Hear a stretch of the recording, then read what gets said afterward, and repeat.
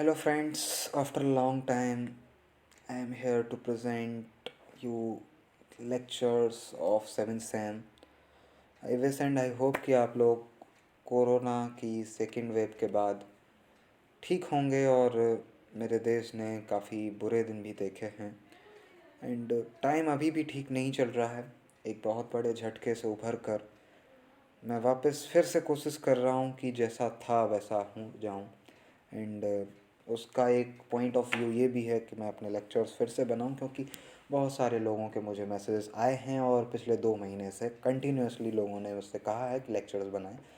सो हमारी जर्नी है 7th semester की, जो कि मैंने कल एक कम्युनिटी पोस्ट भी डाला हुआ था। सब्जेक्ट्स हैं हमारे इसमें 4: instrumental method of analysis, industrial pharmacy second, pharmacy practice and novel drug delivery system. As per the name, instrumental method of analysis का मतलब है कि हमें इंस्ट्रूमेंट्स के बारे में पढ़ना है, और जैसे आपने एनालिसिस पढ़ी थी अपने फर्स्ट सेमेस्टर के दौरान उसी अंदाज में एनालिसिस है। बस तब एनालिसिस थी केमिकल्स की एंड अब एनालिसिस है इंस्ट्रूमेंट्स की। Second point is industrial pharmacy second. आप पहले इंडस्ट्रियल फार्मेसी फर्स्ट पढ़ चुके हैं, मैंने भी आपको 1 से 1.5 यूनिट शायद उसकी पढ़ाई थी उस दौरान एंड देयर आफ्टर अब हमारा उसका सेकंड पार्ट है यहाँ। फिर फार्मेसी प्रैक्टिस आप लोग लास्ट सेमेस्टर में हॉस्पिटल ट्रेनिंग करके आए हैं एंड फार्मेसी प्रैक्टिस सब्जेक्ट आपका इसी हॉस्पिटल एंड बाकी जितनी भी फार्मेसी से रिलेटेड चीज़ों में प्रैक्टिस होती है उनके बारे में हैं। कुछ कुछ ज्यूरिस के पार्ट्स भी आपको इसमें मिलेंगे, मैं आगे आपको सिलेबस दिखा रहा हूँ। और नोवेल ड्रग डिलीवरी सिस्टम एक नया टॉपिक है एंड जिनका फेवरेट सब्जेक्ट मेरी तरह फार्मास्यूटिक्स है उनके लिए ये काफ़ी इंटरेस्टिंग सब्जेक्ट भी है। अब हमारे सिलेबस की बात कर लेते हैं, जो कि ये इंट्रोडक्शन लेक्चर है मेरा। मैं सारे सब्जेक्ट्स को बताऊंगा कि आपको कहाँ क्या पढ़ना है। इंस्ट्रूमेंटल मेथड ऑफ एनालिसिस में आपको पहली यूनिट में 2 टॉपिक पढ़ने हैं: UV visible spectroscopy, fluorometry. UV visible spectroscopy में हम लोग लाइट के बारे में पढ़ेंगे, इलेक्ट्रॉन्स की एनर्जी के बारे में पढ़ेंगे, एज पर फर्स्ट रीडिंग इलेक्ट्रॉनिक ट्रांजिशन पढ़ेंगे, क्रोमोफोर्स एंड ऑक्सोक्रोम्स क्या होते हैं हम लोग ये पढ़ेंगे, स्पेक्ट्रल शिफ्ट्स के बारे में देखेंगे, solvent effect on absorption spectra देखेंगे। मीन्स लाइट से रिलेटेड काफ़ी कुछ चीज़ें हैं। बियर एंड लैम्बर्ट्स लॉ जो कि 7 नंबर में कईयों बार पूछा गया है, वो क्वेश्चन हमारा यहाँ रहेगा। इंस्ट्रूमेंट्स पे देखेंगे हम लोग कुछ PMT, photovoltaic cells, silicon photodiode, photo tube et cetera, और कुछ एप्लीकेशन देखेंगे यूवी विजुअल स्पेक्ट्रोस्कोपी या लाइट के। एंड फिर फ्लोरोमेट्री रहेगा हमारा, जो कि हम लोग आगे देखेंगे। फ्लोरोमेट्री में concept of single, double and triplet electronic states, internal and external conversion and factors affecting etcetera.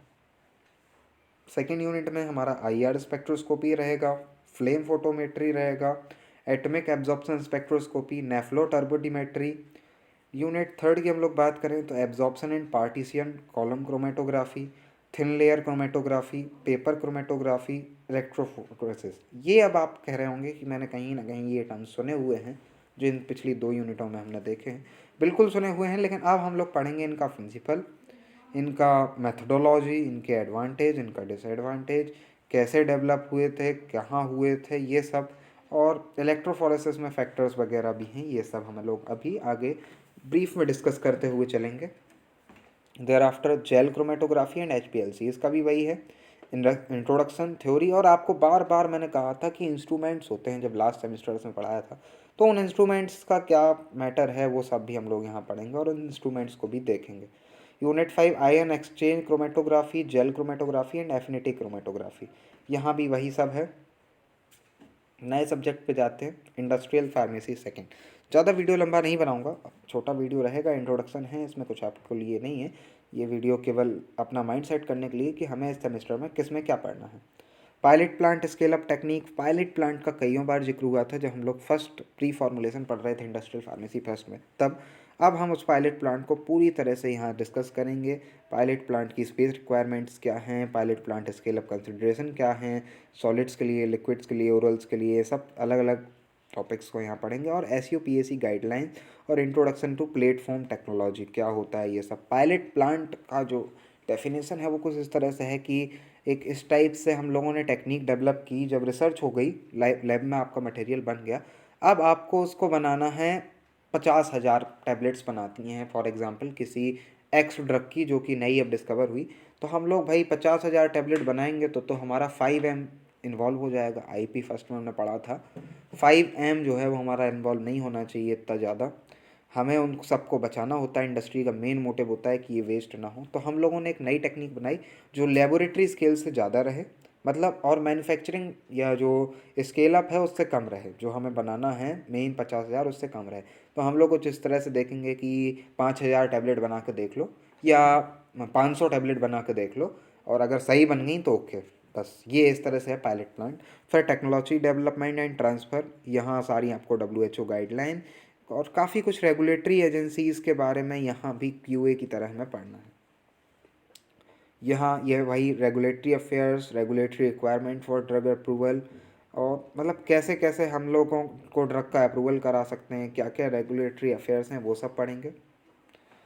Unit 4 quality management system, इसमें हम लोगों को TQM फिर से पढ़ना पड़ेगा, QBD, सिक्स सिग्मा कॉन्सेप्ट जो कि आपने लास्ट सेमेस्टर में भी देखे थे, OOS, ISO 9000, ISO 14000, NABL, GLP, इनका फिर से एक बार हम लोग रिवाइज करेंगे और कुछ चीज़ें उनमें ऐड भी रहेंगी। यूनिट 5 फिर से CDCSO, COPP, ये काफ़ी कुछ चीज़ें आपको रिकॉल की जाएंगी और उसमें एडिशनल टॉपिक्स ऐड किए जाएंगे, ये नहीं कि उतना ही पढ़ना पड़े। फार्मेसी प्रैक्टिस, हॉस्पिटल से जुड़ा हुआ सब्जेक्ट। पहली यूनिट में हॉस्पिटल एंड इट्स ऑर्गेनाइजेशन, कितने टाइप के हॉस्पिटल हैं, क्या होता है हॉस्पिटल में, और उसका ऑर्गेनाइजेशनल स्ट्रक्चर क्या है, मेडिकल स्टाफ के बारे में, ये सब पहले यूनिट में ज़्यादातर कहानी है, लास्ट को छोड़ दें तो।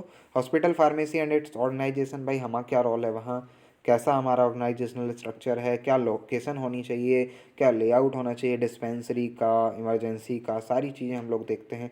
एडवर्स ड्रग रिएक्शन, ADR, जो आप लोग स्यूटेक्स में पढ़ते आए हैं, कोलॉजी में पढ़ते आए हैं, यहाँ हम लोग उनको एक ब्रीफ में डिस्कस करेंगे कि हमें उनका रिकॉर्ड किस तरह से बनाना, हमें उसे कैसे चेक करना कि पेशेंट को ये है तो हम क्या कर सकते हैं। कम्युनिटी फार्मेसी में हम लोग जूरिस्प्रूडेंस का थोड़ा सा रिवीजन है, organisation and structure of retail and wholesale drug store, type and design, local requirements वगैरह वगैरह। यूनिट सेकेंड काफ़ी लेंथी है ये आपकी फार्मेसी प्रैक्टिस, बट कोई नहीं, कर लेंगे हम लोग। थ्योरी है और समझना काफ़ी कुछ है, तो समझते चलें और आगे बढ़ते चलें। Drug distribution system in hospital, hospital formulary, therapeutic drug monitoring, medication adherence, patient medication history interview, community pharmacy management. भाई जो रूल ये है कि डॉक्टर डायग्नोस कर देगा और भेज देगा पेशेंट को हमारे पास। अब हमारी जिम्मेदारी ये रहेगी कि उसकी पूरी हिस्ट्री देखें कि उसे डायबिटीज़ है, कि उसे BP है, उस हिसाब से उसको प्रेस्क्राइब करें मेडिसिन्स।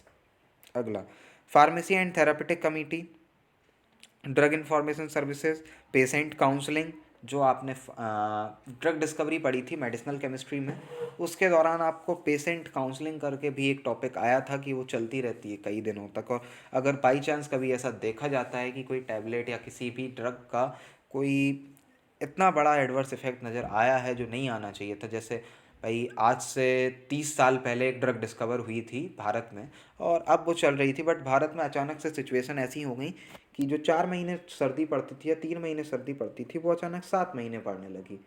तो इस वजह से क्या हुआ कि उस ड्रग के कुछ साइड इफ़ेक्ट देखने को मिले, बाल झड़ने लगे, इचिंग होने लगी। तो वो हम फिर यहाँ ऐसे पेशेंट काउंसलिंग होती है हमारी थ्रू, एंड जो हॉस्पिटल फार्मासिस्ट होते हैं वही ये बताते हैं कि भाई ऐसा ऐसा है। फिर education and training program in hospital, जो आप लोग शायद इस सेमेस्टर में करके आए होंगे, 6th के लास्ट में और 7th के स्टार्टिंग में। Prescribe medication order and communication skills, भाई आपको वहाँ ट्रेनिंग के दौरान एक पॉइंट ये भी सीखने को मिला था कि कैसे बात करनी है और क्या क्या बोलना है। अगला, बजट प्रिपरेशन एंड इम्प्लीमेंटेशन और clinical pharmacy, and at last OTC, over the counter sales. In the unit 5, drug store management and inventory control, investigational use of drugs और इंटरप्रिटेशन ऑफ क्लिनिकल लेबोरेटरी, ये सब आप पढ़ेंगे। There after novel drug delivery system, NDDS में हम लोगों को पहली यूनिट में CDDS पढ़ना है, पॉलीमर पढ़ना है। फिर यूनिट सेकेंड में micro encapsulation, mucosal drug delivery system, implantable drug delivery system. फिर यूनिट थर्ड में आपको TDDS पढ़ना है, गैस्ट्रोरेटेंटिव ड्रग डिलीवरी सिस्टम पढ़ना है। ये सारे ड्रग डिलीवरी सिस्टम्स को अगर आप लोग चाहें तो एक बार ब्रीफ में खुद से पढ़ें, वरना मैं तो पढ़ाऊँगा ही भाई। टारगेटेड ड्रग डिलीवरी सिस्टम पढ़ना है, भाई हम सीधा एस टाइप का डिज़ाइन करें कि उन्हीं सेल्स पे लगाएं लोकली, इस टाइप से भी कुछ चीज़ें हैं। या लाइपोसोम को टारगेट करें, क्रोमोसोम किसी जीन को टारगेट करें, इस टाइप की चीज़ें भी होंगी। ऑकुलर ड्रग डिलीवरी सिस्टम, आँख वाला, intra uterine drug delivery system, ये सारे हम लोग NDDS के अंदर पढ़ेंगे। Thank you for everyone, thank you for watching this video. Subscribe please, अगर आपको ये वीडियोस मेरे अच्छे लगे या पुराने वीडियोस आपको अच्छे लगे थे तो सब्सक्राइबर्स बढ़ाइए भाई, काफ़ी कम है। कमेंट करिए कि कोई भी आपको क्वेरी हो इस वीडियो से रिलेटेड। मेरा नंबर जो कि आप लोगों के पास पब्लिक में है, आप मुझे पर्सनली चैट कर सकते हैं on WhatsApp. Like this video if you like it, share with your friends, और कमेंट करिए कि भाई एफर्ट कैसे लगे इतने लंबे समय बाद, एक काफ़ी बड़े झटके के बाद मैं फ़्लो बना रहा हूँ अपना, कुछ बोलने का, कुछ समझाने का।